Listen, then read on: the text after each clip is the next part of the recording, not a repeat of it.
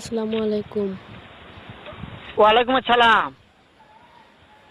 ভালো আছি। হ্যাঁ ভালো আছি, তুমি কেমন আছো? হ্যাঁ, ভালো আছি। হ্যাঁ ভালো আছো না? আচ্ছা তুমি কার সঙ্গে আছো?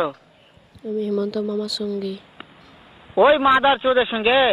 ওই মাদার চোর তো এতই হারামজাদা, ওই শুয়োর বাচ্চা, ওই তো লটির বাচ্চা, ওই সাওয়াচুদির বেটা মাগিল লিসা, এতই মাগিল লিসা।